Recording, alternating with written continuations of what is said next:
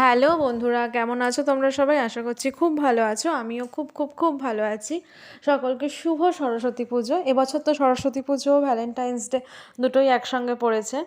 তো আমি এখন আর পড়াশোনা করি না। আগে যখন করতাম সরস্বতী পুজো ছিল খুব আনন্দের দিন। সারাদিন সকাল থেকে উপোস করে অঞ্জলি দিয়ে তারপর ভোগের খিচুড়ি খেতাম। তো এই আজকে আমিও তাই রেডি করছি হচ্ছে এই ভোগের মতোই খিচুড়ি। এটা বাড়িতেই আমি বানাচ্ছি, তাই ভাবলাম তোমাদের সঙ্গেও শেয়ার করি আমি কি করে বানাই ভোগের খিচুড়ি। দেখো, এখানে আমি 250 গ্রাম মতো মুগ ডাল ভালো করে শুকনো খোলায় ভেজে জল ঝরিয়ে রেখেছিলাম, আর নিয়েছি হচ্ছে 250 গ্রাম গোবিন্দভোগ চাল। গোবিন্দভোগ চালটাকে আমি ভালো করে ধুয়ে জল ঝরিয়ে রেখেছি, সামান্য জল হয়তো আছেই। তো দেখো, আগে আমি জলটা একটা সসপ্যানে বসিয়ে দিয়েছিলাম। সসপ্যানে বসিয়ে, যেহেতু গোবিন্দভোগ চাল, আমি ডালটাকে চেষ্টা করব একটু আগে সিদ্ধ, মানে অর্ধেক সিদ্ধ করে নেওয়ার।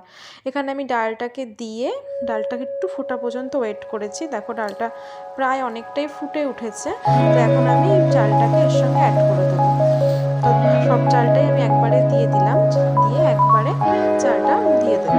তো তোমাদের কার কার বাড়িতে আজকের দিনে খিচুড়ি হয় আমাকে অবশ্যই, অনেকের বাড়িতে তো নিয়ম আছে খিচুড়ি ছোড়া ইলিশ দিতে হয়, তো আমাদের সেরকম কোনো নিয়ম নেই। তো দেখো, আমি চাল আর ডালটা কিছুটা ফুটেই উঠেছে, চাল আর ডালটা দিয়ে ভালো করে নেড়েছে এটাকে ভালো করে ফুটতে দেবো।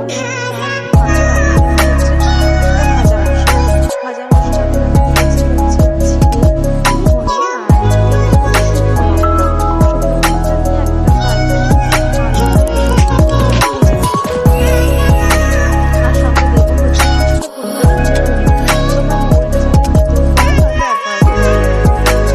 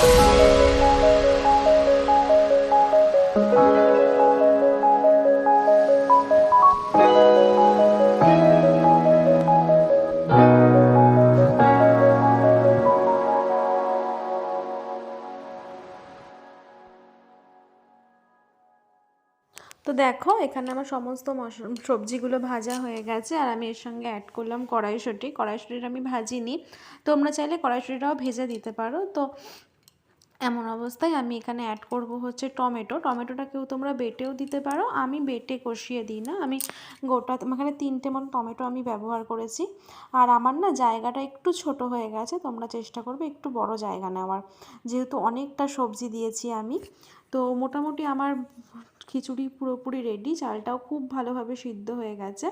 তো এমন অবস্থায় আমি দিয়ে নেব হচ্ছে এবার আসল, যেটাতেই খিচুড়ির স্বাদটা বেরোবে, হচ্ছে মানে ফোড়নে দিয়েছি দেখো শুকনো লঙ্কা। যেহেতু আমার বাচ্চা ছোট, আমি তাই শুকনো লঙ্কাগুলোকে না ফাটিয়ে দিইনি, তোমরা চেষ্টা করবে শুকনো লঙ্কাগুলোকে একটুখানি মাঝখান দিয়ে চিড়ে দেওয়ার বা ভেঙে দেওয়ার। শুকনো লঙ্কা আর দিলাম হচ্ছে গোটা জিরে, আর দেব হচ্ছে আদা। এখানে আমি কিছুটা আদা থেতো করে নিয়েছি, মানে ওই মানে ঘষুনিতে ঘষে নিয়েছি, তোমরা চাইলে বেটেও দিতে পারো। তো এখানে আমি কিছুটা আদা ভালো করে এবার এটা কষিয়ে নেব, মানে তেলে যতক্ষণ না ভালো করে ভাজা ভাজা হচ্ছে ততক্ষণ ভালো করে নেড়ে চেড়ে এটা আমি করে নেব। তো এইটা ভাজতে ভাজতে তোমরা আমাকে কমেন্ট করে বলে দাও দেখি কে কোথা থেকে আমার ভিডিওটা দেখছো, তবেই না তোমাদেরকে ধন্যবাদ জানাতে পারবো নাকি। তো তোমরা কে কোথা থেকে ভিডিওটা দেখছো অবশ্যই আমাকে কমেন্ট করে জানিও। তো দেখো মশলাটা খুব ভালো করে কষানো হয়ে গেছে, আমি দিয়ে দিয়েছি খিচুড়ির মধ্যে, আর দিয়ে দিলাম ওই 1.5 চামচ মতো চিনি। চিনিটা দিতে অবশ্যই দেবে, চিনিটা দিলে বেশ মানে ঝাল নুনের ব্যালেন্সটা ঠিকঠাক থাকে। এবার আমি খুব ভালো করে খিচুড়িটার সঙ্গে মশলাটা মানে মিশিয়ে নেব। আর তোমরা নুনটাও এই সময় একটুখানি দেখে নিতে পারো, যে যেরকম নুন খাও সে সেরকমভাবে আন্দাজ মতো নুনটা অ্যাড করে নেবে।